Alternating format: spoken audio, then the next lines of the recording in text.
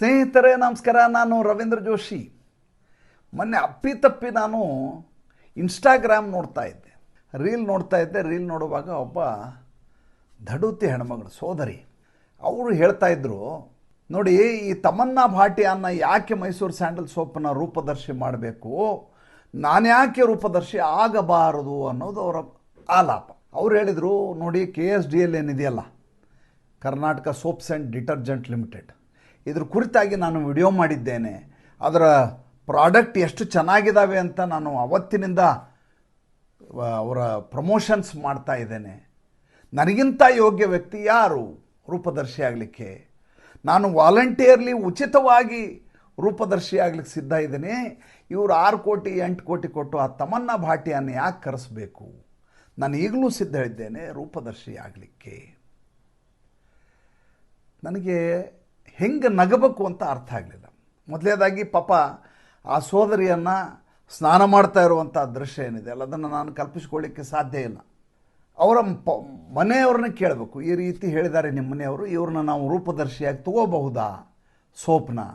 ನಮ್ಮ ಈ product Mysuru sandal soap ಅಂತ ಏನಿದೆ, ಇದು ಇವ್ರನ್ನ ರೂಪದರ್ಶಿಯಾಗಿ ಬಳಸುವುದರಿಂದ ವ್ಯಾಪಾರ ವೃದ್ಧಿಯಾಗಿ ದೇಶ ವಿದೇಶಗಳಲ್ಲಿ ಜನಪ್ರಿಯ ಆಗಲಿಕ್ಕೆ ಸಾಧ್ಯವಾ ಅಂತ ಮೊದಲು ಅವ್ರನ್ನ ಕೇಳಿಬಿಡ್ಬೇಕು. ಏಕೆಂದರೆ ಅವ್ರು ತಾನೇ ಅವ್ರ ಮನೆಯವ್ರನ್ನ ಕಳಿಸ್ಕೊಡ್ಬೇಕು.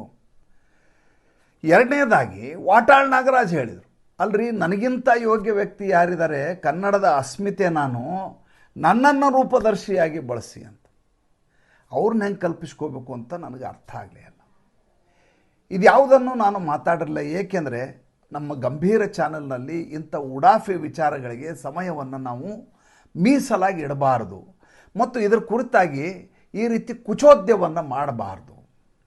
ಅನಗತ್ಯವಾದಂಥ ಕಾಲಕ್ಷೇಪ ಆಗತ್ತೆ ವಿನ ಯಾವುದೋ ರಾಷ್ಟ್ರಹಿತದ ಕೆಲಸ ಆಗೋದಿಲ್ಲ.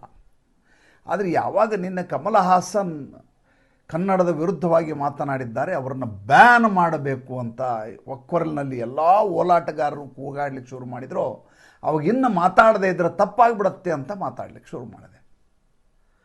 ಮೊದಲನೇದಾಗಿ ಕಮಲ ಹಾಸನ್ ಮಾತಾಡಿದ್ದು ಸರಿ ಅಂತ ನಾನು ಸಮರ್ಥನೆ ಮಾಡ್ಕೋತಾ ಇಲ್ಲ. ಆದರೆ ಆತ ಹೇಳಿದ್ದು ತಪ್ಪಾಗಿದ್ದರೂ ಕೂಡ ಅದರಿಂದ ಕನ್ನಡಕ್ಕೆ ಯಾವುದೇ ನಷ್ಟ ಇಲ್ಲ ಅಂತ ಹೇಳಬೇಕಾದದ್ದು ಅನಿವಾರ್ಯ ಅನ್ನುವುದರಿಂದ ಹೇಳ್ತಾ ಇರೋದು. ಈತ ಒಂದು ಕನ್ನಡ ಸಿನಿಮಾದಲ್ಲಿ ಕಂಡಕ್ಟರ್ ಪಾತ್ರವನ್ನು ಮಾಡಿದರು. ನನಗೆ ನೆನಪಿರೋದು ಅದೇ ಮೊದಲೇ ಬಾರಿಗೆ ನಾನು ಕಮಲ ಹಾಸನ್ನ ನೋಡಿದ್ದು ಆ ಕಂಡಕ್ಟರ್ ಪಾತ್ರದಲ್ಲಿ, ಅದು ಕನ್ನಡ ಸಿನಿಮಾದಲ್ಲಿ. ಅದಾದಮೇಲೆ ನನಗೆ ಅವ್ರು ಭಾಳ ಸಿನಿಮಾಗಳು ಇಷ್ಟ ಆಗಿದ್ದು, ಅವ್ರು ಒಳ್ಳೆ ನಟ, ಅದೆಲ್ಲ ಬೇರೆ ವಿಚಾರ. ನನಗೆ ತೀರಾ ಖುಷಿಯಾಗಿದ್ದು ಯಾವಾಗ ಅಂತಂದರೆ, ಇವರು ರಾಮ ಶ್ಯಾಮ ಭಾಮ ಸಿನಿಮಾದಲ್ಲಿ ಉತ್ತರ ಕರ್ನಾಟಕದ ಭಾಷೆಯಲ್ಲಿ ಕಮಲ ಹಾಸನ್ ಮಾತಾಡ್ತಾರೆ.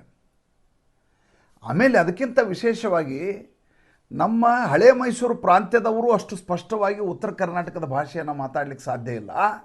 ಆದರೆ ಕಮಲ ಹಾಸನ್ ತಾವೇ ಸ್ವತಃ ಕನ್ನಡ ಕಲಿತು, ಯಶವಂತ್ ಸರ್ದೇಶ್ ಪಾಂಡೆ ಅಂತ ನನ್ನ ಮಿತ್ರ ಅದಕ್ಕೆ ಸಂಭಾಷಣೆ ಬರೆದದ್ದು, ಅವ್ರ ಕಡೆಯಿಂದ ಕನ್ನಡದಲ್ಲಿ ಹೇಗೆ ಮಾತನಾಡಬೇಕು ಅಂತ ಅದರ ಸ್ಲ್ಯಾಂಗ್ ಹೇಳಿಸ್ಕೊಂಡು, ಉಚ್ಚಾರವನ್ನು ಕಲ್ತ್ಕೊಂಡು, ಪ್ರಯಾಸಪಟ್ಟು ಸರಿ ಮಾಡಿಕೊಂಡು ವಾರಗಟ್ಟಲೆ ಡಬ್ಬಿಂಗ್ ಮಾಡಿ ಆ ಸಿನಿಮಾದ ಯಶಸ್ಸಿಗೆ ಕಾರಣನಾದ ಮನುಷ್ಯ.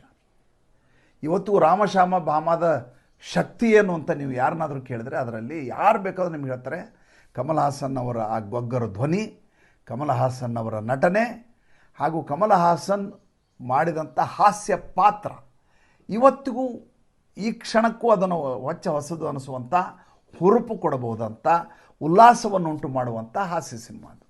ಇಷ್ಟೆಲ್ಲ ಅವ್ರ ಬಗ್ಗೆ ಹೊಗಳ್ತಾ ಇದ್ದೀನಿ ಅಂದ್ಕೊಂಡು ನಾನು ಕನ್ನಡ ದ್ರೋಹಿ ಅಂತ ನೀವು ಲೇಬಲ್ ಅಂಟಿಸ್ತೀರಿ. ನನಗೇನು ಅದ್ರ ಬಗ್ಗೆ ಅಭ್ಯಂತರ ಇಲ್ಲ, ನೀವು ಅಂಟಿಸ್ಬೋದು, ನನಗೇನು ಬೇಜಾರಿಲ್ಲ. ಯಾಕೆಂದರೆ ಕನ್ನಡದ ಬಗ್ಗೆ ನನಗಿರುವಂಥ ಅಭಿಮಾನ ಎಷ್ಟು, ಅದನ್ನು ಹೇಗೆ ನಾನು ಭಕ್ತಿಪೂರ್ವಕವಾಗಿ ನನ್ನ ಬದುಕಿನಲ್ಲಿ ಅನುಷ್ಠಾನಕ್ಕೆ ತಂದಿದ್ದೇನೆ, ಕನ್ನಡದ ಬಗ್ಗೆ ನನಗಿರುವಂಥ ಕಳಕಳಿ ಏನು, ಅಂತಃಕರಣ ಏನು ಅಂತ ನಾನು ಅದನ್ನು ಸಾರಿ ಹೇಳಬೇಕಾಗಿಲ್ಲ.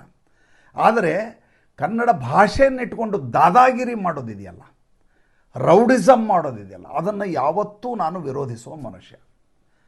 ನಾನು ಕನ್ನಡದವನು, ನೀವು ಕನ್ನಡದವರು, ಅಪ್ಪಿತಪ್ಪಿ ಬೇರೆ ಯಾವುದೋ ರಾಜ್ಯಕ್ಕೆ ಹೋಗ್ತೇವೆ, ನಾವು ಆಂಧ್ರ ಪ್ರದೇಶಕ್ಕೆ ಹೋಗ್ತೀವಿ, ನಮಗೆ ತೆಲುಗು ಬರೋದಿಲ್ಲ, ತೆಲುಗು ಓದಲಿಕ್ಕೂ ಆಗೋದಿಲ್ಲ. ಕನ್ನಡಕ್ಕೆ ಹತ್ತಿರವಾದಂಥ ಭಾಷೆ ಆದರೂ ಕೂಡ ನಮಗೆ ಆ ಲಿಪಿ ಸಂಪೂರ್ಣವಾಗಿ ಅರ್ಥ ಆಗೋದಿಲ್ಲ, ಅಥವಾ ಅದು ಏನು ಬರೆದಿದ್ದಾರೆ ಅಂತ ಗೊತ್ತಾದರೂ ಅದರ ಭಾವಾರ್ಥ ಆಗೋದಿಲ್ಲ ಕನ್ನಡದಲ್ಲಿ. ಅಲ್ಲಿಯ ಜನ ನಾವು ತೆಲುಗುನಲ್ಲೇ ಮಾತಾಡ್ತೀನಿ ಅಂತ ಹಠ ಹಿಡಿದ್ರೆ ನಾವು ನೀವು ಏನು ಮಾಡಬೇಕು ದಯವಿಟ್ಟು ಆಲೋಚನೆ ಮಾಡಿ. ಇಲ್ಲಿಂದ ಕಾಶಿಗೆ ಹೋಗ್ತೀವಿ, ಕಾಶಿಗೆ ಹೋದಾಗ ನೀವು ಹಿಂದಿನಲ್ಲೇ ಮಾತಾಡಿ, ಕನ್ನಡದಲ್ಲಿ ಮಾತಾಡಿದರೆ ನಮ್ಗೆ ಅರ್ಥ ಆಗೋದಿಲ್ಲ ಅಂತ ಯಾರಾದರೂ ಹೇಳಿದರೆ, ನೀವು ಕನ್ನಡದವ್ರು ಇಲ್ಲಿ ಯಾಕೆ ಬಂದಿದ್ದೀರಿ, ನೀವು ಹಿಂದಿಯವ್ರಿಗೆ ಮಾತ್ರ ಇದು ಅಂತ ಹೇಳಿದರೆ ನಮ್ಮ ಪರಿಸ್ಥಿತಿ ಹೇಗಿರುತ್ತೆ? ಒಂದು ಭಾಷೆ ಅನ್ನೋದು ಸಂವಹನದ ಭಾಗವಾಗಬೇಕೇ ವಿನಃ, ಬಾಂಧವ್ಯವನ್ನು ಬೆಸೆಯಲಿಕ್ಕೆ ಬಂಧ ಆಗಬೇಕೇ ವಿನಃ, ಅದು ಅತಿರೇಕವಾಗಿ ದಾದಾಗಿರಿ ಆಗಬಾರ್ದು, ಗುಂಡಾಗಿರಿ ಆಗಬಾರದು.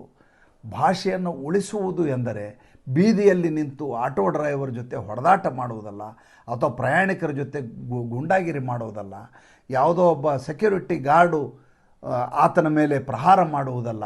ನಮ್ಮ ಕನ್ನಡ ಶಾಲೆಗಳಲ್ಲಿ ಕನ್ನಡವನ್ನು ಸರಿಯಾಗಿ ಕಲಿಸ್ತಾ ಇದ್ದಾರಾ ಅಂತ ಹೋಗಿ ಕೇಳುವುದು, ಕನ್ನಡ ಪಠ್ಯಪುಸ್ತಕಗಳ ಸರಬರಾಜು ಆಗಿದೆಯಾ ಕೇಳುವುದು, ಕನ್ನಡ ಶಿಕ್ಷಕರ ನೇಮಕಾತಿ ಆಗಿದೆಯಾ ಕೇಳುವುದು, ಜೊತೆಗೆ ಕನ್ನಡವನ್ನು ಸಾಧ್ಯವಾದಷ್ಟು ಶುದ್ಧವಾಗಿ ಮಾತನಾಡುವ ಪ್ರಯತ್ನವನ್ನು ಮಾಡುವುದು, ಕನ್ನಡ ಸಾಹಿತ್ಯವನ್ನು ಎಲ್ಲೆಡೆಗೆ ಹರಡಿಸುವುದು, ಸರ್ಕಾರದ ಮೇಲೆ ಒತ್ತಾಯ ಮಾಡಿ ಕನ್ನಡ ಶಾಲೆಗಳನ್ನು ಉಳಿದ ಶಾಲೆಗೆ ಸರಿಸಮನಾಗುವ ಹಾಗೆ ಘನತೆಯಿಂದ ಶಾಲೆ ನಡೆಸುವಂಥ ಸ್ಥಿತಿ ನಿರ್ಮಾಣ ಮಾಡುವುದು, ಕನ್ನಡ ಶಾಲೆಗೆ ಮಕ್ಕಳು ಬರುವ ಹಾಗೆ ಪ್ರೇರೇಪಣೆ ಮಾಡುವುದು, ಅದನ್ನು ಮಾಡಬೇಕೇ ವಿನಃ ಯಾವುದೋ ಒಬ್ಬ ನಟನನ್ನು ಬಹಿಷ್ಕಾರ ಹಾಕಿದರೆ ಆತನಿಗೆ ಏನಾಗುತ್ತೆ?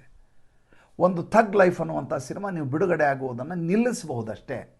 ನಾಳೆ ಬೆಳಗ್ಗೆ OTTನಲ್ಲಿ ಬರುತ್ತೆ, OTTನಲ್ಲಿ ಜನ ನೋಡ್ಕೋತಾರೆ, ನೋಡಿಕೊಂಡಾಗ ಆತನಿಗೆ ದುಡ್ಡು ಬರುತ್ತೆ. ಅದೇ ಸಿನಿಮಾನ ಕನ್ನಡದಲ್ಲಿ ಡಬ್ ಮಾಡ್ತಾರೆ, ನಾಳೆ ಬೆಳಗ್ಗೆ ಮತ್ತೆ ಬಿಡುಗಡೆ ಮಾಡ್ತಾರೆ. ಗಲಾಟೆ ಮಾಡಿದವ್ರು ಯಾರೂ ಇರೋದೇ ಇಲ್ಲ. ನಮ್ಮಲ್ಲಿ ಅತಿ ದೊಡ್ಡ ಸಮಸ್ಯೆ ಏನಂತಂದರೆ, ಈ ಓಲಾಟಗಾರರು ಅನಿಸ್ಕೊಂಡವರು ಇವರಿಗೆಲ್ಲ ಕಾಮನೈ ಪುರುಸೊತ್ನೈ ಅಂತ ಆಗಿಬಿಟ್ಟಿದ್ದಾರೆ. ಅಂದರೆ ಇವರಿಗೆ ಕೆಲಸ ಇಲ್ಲ, ಪುರುಸತ್ತಿರಲಾರದ ಹೊರಗೆ ನಟಿಸ್ತಾರೆ. ಯಾವುದಾದ್ರೂ ಒಂದು ವಿಷಯವನ್ನು ಇಟ್ಕೊಂಡು ಹೋರಾಟ ಮಾಡಲಿಕ್ಕೆ ತುದಿಗಾಲಲ್ಲಿ ಕಾಯ್ಕೊಂಡು ಕೂತಿರ್ತಾರೆ. ಯಾವ ವಿಷಯ ಸಿಗುತ್ತೆ. ಹಿಂಗೆ ಯಾವುದೋ ಒಂದು ಎಡವಟ್ಟು ಮಾಡಿಕೊಂಡು ಕೂಡಲೇ ಆತನನ್ನು ಹೇಗೆ ಥಳಿಸಬೇಕು, ಹೇಗೆ ಆತನನ್ನು ಹಣಿಯಬೇಕು, ಹೇಗೆ ತಮ್ಮ ಅಹಂಕಾರವನ್ನು ತಣಿಸ್ಕೊಳ್ಬೇಕು. ನನ್ನನ್ನು ಕ್ಷಮೆ ಕೇಳಲಿ, ಕನ್ನಡಿಗರ ಕ್ಷಮೆ ಕೇಳಿದ್ರೆ ಬಿಡ್ತೀನಿ. ಕ್ಷಮೆ ಕೇಳಿದ ತಕ್ಷಣ ಹಂಗಾರೆ ಕನ್ನಡ ಉದ್ಧಾರ ಆಗಿಬಿಡುತ್ತಾ? ಅಲ್ಲ.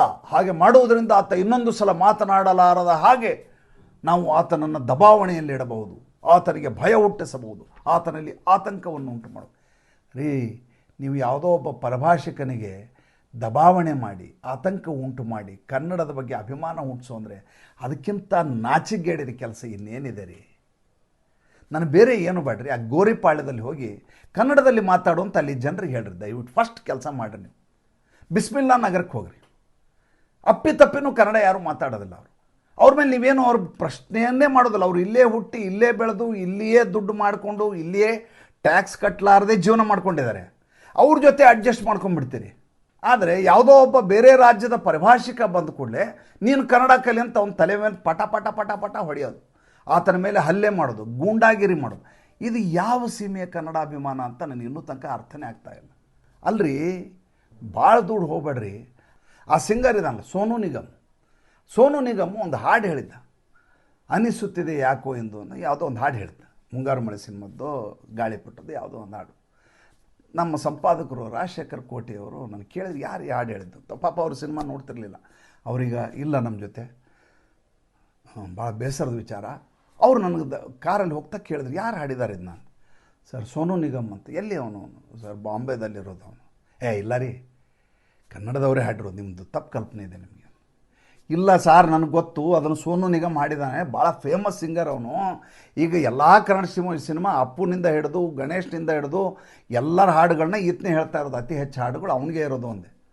ಎರಡು ಮೂರು ಸಲ ಕೇಳಿದ್ರು, ಹೇಗೆ ಇಷ್ಟು ಚೆನ್ನಾಗಿ ಕನ್ನಡವನ್ನು ಹಾಡ್ತಾನೆ ಇವನು ಅಂತ ನನ್ನನ್ನು ಕೇಳಿದ್ರು. ಹೇಳಿದೆ, ಆತನ ತಯಾರಿ ಹೇಗಿರುತ್ತೆ, ಹೇಗೆ ರಿಹರ್ಸಲ್ ಮಾಡ್ಕೋತಾನೆ, ಹೇಗೆ ಟ್ರ್ಯಾಕ್ ಕೇಳಿಸ್ಕೊಂಡ್ಮೇಲೆ ಅದರ ಅರ್ಥವನ್ನು ಹೇಗೆ ಕೇಳ್ಕೊತಾನೆ, ಹೇಗೆ ಬರ್ಕೋತಾನೆ, ಆ ಪೂರ್ವಾಭ್ಯಾಸವನ್ನು ಹೇಳಿದೆ. ಅವರು ಅವಾಕ್ಕಾಗಿಬಿಟ್ರು. ಯಾವುದೋ ವೇದಿಕೆಯಲ್ಲಿ ಹುಡುಗರು ಗಲಾಟೆ ಮಾಡುವ ಸಂದರ್ಭದಲ್ಲಿ ಆತ ಒಂದು ಶಬ್ದ ಅಂದ ತಕ್ಷಣ ಆತನನ್ನು ಬ್ಯಾನ್ ಮಾಡಿಬಿಡೋದು. ಆತನಿಗೇನು ವ್ಯತ್ಯಾಸ ಆಗಲ್ಲ. ಇಡೀ ದೇಶದ ಎಲ್ಲ ಭಾಷೆಯಲ್ಲಿ ಹಾಡಿರ್ತಾನೆ ಅವನು. ಭೋಜ್ಪುರಿಯಿಂದ ಹಿಡಿದು ಮರಾಠಿಯಿಂದ ಹಿಡಿದು ಅವ್ನು ಬರಲಾರದ ಭಾಷೆನೇ ಇಲ್ಲ. ಆಮೇಲೆ ಹಾಡಲಾರದಂಥ ಕಂಠವೇ ಇಲ್ಲ. ಅವ್ನು ನೀವು ಕಿಶೋರ್ ಕುಮಾರ್ ಬಗ್ಗೆ ಹಾಡಂದ್ರೆ ಕಿಶೋರ್ ಕುಮಾರ್ ಥರ ಹಾಡ್ತಾನೆ ಅವನು. ಮೊಹಮ್ಮದ್ ರಫಿ ಥರ ಹೇಳಿದ್ರೆ ಮೊಹಮ್ಮದ್ ರಫಿ ಥರ ಹೇಳ್ತಾನೆ. ಒಬ್ಬ ಒಳ್ಳೆ ಮಿಮಿಕ್ರಿ ಕಲಾವಿದ ಆಗಬಹುದಾದಂಥ ವ್ಯಕ್ತಿ ಒಬ್ಬ ಒಳ್ಳೆ ಸಿಂಗರ್ ಆಗಿಬಿಟ್ಟ. ಅವನಿಗೆ ನಾವು ಕರ್ನಾಟಕಕ್ಕೆ ಬರಬೇಡ ಇನ್ಮೇಲೆ ಅಂತ ಅವನ ಮೇಲೆ ನಿಷೇಧವನ್ನು ಹೇರಿದ್ವಿ. ವ್ಯಾವಹಾರಿಕವಾಗಿ ಆರ್ಥಿಕವಾಗಿ ಅವನಿಗೂ ಸ್ವಲ್ಪ ನಷ್ಟ ಆಗಬಹುದು. ಅವನು ಆಡಿದ ಮಾತು ಸರಿ ಅಂತ ನಾನು ಹೇಳಲ್ಲ. ಅದು ಒಂದೇ ಕಾರಣ ಇಟ್ಕೊಂಡು ನೀವು ಎಲ್ಲರೂ ಬಹಿಷ್ಕಾರ ಹಾಕ್ತಾ ಹೋಗ್ಲಿಕ್ಕೆ ಶುರು ಮಾಡಿಬಿಟ್ರೆ ಕೊನೆಗೆ ಉಳಿಯೋದು ಯಾರು? ನಾನು ನೀವು ಇಬ್ಬರೇ ಉಳಿಯೋದು, ಬೇರೆ ಯಾರೂ ಇರೋದಿಲ್ಲ. ನಿಮ್ಮ ಹೋರಾಟ ಮಾಡಲಿಕ್ಕೂ ಜನ ಇರೋದಿಲ್ಲ. ಅಂಥ ಸ್ಥಿತಿ ತಲುಪಿಡ್ತೀವಿ. ಇನ್ನು ಪಾಪ ತಮನ್ನಾ ಭಾಟಿಯಾ ಒಂದು ವಸ್ತು ರೀ, ಅದು ಸೋಪ್ ಅನ್ನೋದು ಒಂದು ವಸ್ತು. ಈ ವಸ್ತುವನ್ನು ನಾವು ಜಗತ್ತಿನಾದ್ಯಂತ ಮಾರಾಟ ಮಾಡಬೇಕು. ಕನ್ನಡದ ಅಸ್ಮಿತೆಯ ಪ್ರಶ್ನೆಯೇ ಬರೋದಿಲ್ಲ. ಅದು ಕರ್ನಾಟಕದಲ್ಲಿ ತಯಾರಾಗ್ತದೆ ಅಷ್ಟೇ. ಅದು ಕರ್ನಾಟಕದ ವಸ್ತು ಅನ್ನುವಂಥ ಇಟ್ಕೊಂಡಂತೆ ದೊಡ್ಡ ನಾವೇನೋ ಮಾಡಬೇಕಾಗಿದ್ದಲ್ಲ. ಅದು ಅದ್ರ ಬಗ್ಗೆ ಅಭಿಮಾನ. ಮೈಸೂರು ಸ್ಯಾಂಡಲ್ ಸೋಪು ಕರ್ನಾಟಕದ ಸೋಪು ಅಂತ ಅಭಿಮಾನ. ಅವ್ರದ್ದೇ ಒಂದು ಸೋಪಿದೆ, 600 ರೂಪಾಯಿ ಎಕ್ಸ್ಪೋರ್ಟ್ ಮಾಡುವಂಥ ಸೋಪಿದೆ. ಎಷ್ಟು ಜನ ನೋಡಿದ್ರೋ ಎಲ್ಲೋ ಗೊತ್ತಿಲ್ಲ. ಅದರ ಬಾಕ್ಸೇ ಎಷ್ಟು ಚೆನ್ನಾಗಿದೆ ಅಂದರೆ ಕೊಹಿನೂರು ವಜ್ರ ಇಡ್ಲಿಕ್ಕಿರುವಂಥ ಬಾಕ್ಸು, ಟ್ರಾನ್ಸ್ಪರೆಂಟ್ ಬಾಕ್ಸ್ ಅದ್ರ ಜೊತೆ ಕೊಡ್ತಾರೆ. ಎಷ್ಟು ಜನ ನೋಡಿದಿರೋ ಇಲ್ಲೋ ನಂಗೆ ಗೊತ್ತಿಲ್ಲ. ಅದು ಒಂದು ವ್ಯಾಪಾರ, ವಾಣಿಜ್ಯ. ಆ ವಾಣಿಜ್ಯಕ್ಕೆ ಜಗತ್ತಿನಲ್ಲಿ ಮಾರಾಟ ಮಾಡುವಂಥ ಒಂದು ರೂಪದರ್ಶಿ ಬೇಕು ಅಂದಾಗ ಯಾರು ಹುಡುಕಬೇಕು? ಅತ್ಯಂತ ಸುಂದರವಾದಂಥ ಸ್ಫುರದ್ರೂಪಿಯಾದಂಥ ಆಕೆ ಆ ಪ್ರಾಡಕ್ಟ್ನ ಹಿಡ್ಕೊಂಡು ಈ ಸೋಪನ್ನು ನಾನು ಬಳಸ್ತೀನಿ ಅಂದಾಗ ಹೌದು ನಾನು ಇದನ್ನು ಬಳಸಬೇಕು ಅಂತ ನಮಗೆ ಪ್ರೇರಣೆ ನೀಡಬಲ್ಲಂಥ ಮುಖ ಯಾವುದು? ಮಿಲ್ಕಿ ಬ್ಯೂಟಿ ಅಂತ ಹೆಸರಾದಂಥ ತಮನ್ನಾ ಭಾಟಿಯನ್ನು ಆಯ್ಕೆ ಮಾಡಿದ್ದಾರೆ. ನಮ್ಮ ಪ್ರಾಡಕ್ಟ್ನ ಒಬ್ಬ ತಮನ್ನಾ ಭಾಟಿಯಾ ಅನ್ನುವಂಥ ಒಬ್ಬ ಪಂಜಾಬಿ ಹುಡುಗಿ ಜಗತ್ತಿನಾದ್ಯಂತ ರೂಪದರ್ಶಿಯಾಗಿ ಪ್ರಮೋಟ್ ಮಾಡ್ತಾಳೆ ಅಂದರೆ ಸಂತೋಷ ಪಡೋ ವಿಚಾರ ಅಲ್ವೇನ್ರಿ? ನಮ್ಮ ಸೋಪು ಎಲ್ಲ ಕಡೆ ಮಾರಾಟ ಆಗ್ಬೇಕ್ರಿ. ರಮ್ಯಾ ಹೇಳ್ತಾರೆ ನಾನೇನಾಗಿದ್ದೆ ಅಂತ. ರಮ್ಯಾನ ಕರ್ನಾಟಕ ಬಿಟ್ಟು ರಮ್ಯಾನ ಯಾರು ಗುರ್ತು ಹಿಡಿತಾರೆ ರೀ? ರಾಹುಲ್ ಗಾಂಧಿ ಒಬ್ಬರೇ ಗುರ್ತು ಹಿಡಿಯೋದು, ಬೇರೆ ಯಾರು ಗುರ್ತು ಹಿಡ್ಲಿಕ್ಕೆ ಸಾಧ್ಯ ಇಲ್ಲ. ವಾಟಾಳ್ ನಾಗರಾಜನ ಹಾಕ್ಕೊಂಡು ನಾವು ಎಲ್ಲರೂ ರೂಪದರ್ಶಿ ಅಂತ ಹಾಕೋಕ್ಕಾಗತ್ತೇನ್ರಿ? ಕನ್ನಡದ ಅಸ್ಮಿತೆ ಅಂತ ಎಲ್ಲ ವಿಷಯಕ್ಕೂ ಬಂದುಬಿಟ್ರೆ ನಾವು ಏನೂ ಮಾಡಲಿಕ್ಕೆ ಸಾಧ್ಯ ಆಗೋದಿಲ್ಲ. ಜಗತ್ತಿನ ಎಲ್ಲ ರಾಜ್ಯಗಳ ಬೇರೆ ಬೇರೆ ರಾಜ್ಯಗಳ ಪ್ರಾಡಕ್ಟ್ಗಳನ್ನು ಯಾರೋ ಸಚಿನ್ ತೆಂಡೂಲ್ಕರೋ ಯಾರೋ ಅಮಿತಾಬ್ ಬಚ್ಚನ್ನೋ ಯಾರೋ ಅದನ್ನು ಪ್ರಮೋಷನ್ ಮಾಡ್ತಿರ್ತಾರೆ. ಆಯಾ ರಾಜ್ಯದ ರೂಪದರ್ಶಿಗಳೇ ಹೋಗಿ ಮಾಡೋದಿಲ್ಲ. ಅಮಿತಾಬ್ ಬಚ್ಚನ್ ಯಾವುದೋ ಒಂದು ಸಿಮೆಂಟ್ ಫ್ಯಾಕ್ಟ್ರಿಗೆ ಮಾಡ್ತಾರೆ, ಬಾಲ್ ಪೆನ್ನಿಗೆ ಮಾಡ್ತಾರೆ, ಟೂತ್ ಬ್ರಷಿಗೆ ಮಾಡ್ತಾರೆ. ಅವರೆಲ್ಲ ಮುಂಬೈ ಪ್ರಾಡಕ್ಟ್ ಮಾಡೋರು, ಅವರು ಮಹಾರಾಷ್ಟ್ರದವರ. ಎಲ್ಲೋ ತಯಾರಾಗ್ತಾ ಇರ್ತದೆ. ಆತ ಇಡೀ ವಿಶ್ವದಾದ್ಯಂತ ರೂಪದರ್ಶಿಯಾಗಿ ಹೊರಹೊಮ್ಮಬಲ್ಲ, ಆ ಪ್ರಾಡಕ್ಟಿಗೆ ಒಂದು ಬೆಲೆಯನ್ನು ಮೌಲ್ಯವನ್ನು ಹೆಚ್ಚಿಸಬಲ್ಲ ಅನ್ನುವಂಥ ಕಾರಣಕ್ಕೋಸ್ಕರ ಅಮಿತಾಬ್ ಬಚ್ಚನ್ ಹಾಕಿರ್ತಾರೆ. ರಾಜ್ಯದ ಅಸ್ಮಿತೆಯ ಪ್ರಶ್ನೆಯೇ ಬರೋದಿಲ್ಲ. ನಮ್ಮಲ್ಲಿ ಅದನ್ನು ದೊಡ್ಡದಾಗಿ ಬಿಂಬಿಸುವಂಥ ಪ್ರಯತ್ನ ನಡೀತಾ ಇದೆ. ಇದೇನಿದು? ಭಾಷೆಯ ಹೆಸರಿನಲ್ಲಿ ಗೂಂಡಾಗಿರಿ. ಇದನ್ನು ನಿಲ್ಲಿಸದೆ ಹೋದರೆ ಭಾಷೆಗೆ ಭಾಳ ದೊಡ್ಡ ಅಪಚಾರ ಆಗುತ್ತೆ. ಹೌದಾ ಅಲ್ವಾ? ದಯವಿಟ್ಟು ನಂಗೆ ತಿಳಿಸಿ. ಸಂಚಿಕೆ ಇಷ್ಟ ಆಗಿದ್ದರೆ ಲೈಕ್ ಮಾಡಿ, ಫಾಲೋ ಮಾಡಿ, ಶೇರ್ ಮಾಡಿ. ದಯವಿಟ್ಟು ನಮ್ಮ ಮುಕ್ತ ಪತ್ರಿಕೋದ್ಯಮಕ್ಕೆ ಆರ್ಥಿಕವಾಗಿ ಬೆಂಗಾವಲಾಗಿ ನಮಸ್ಕಾರ.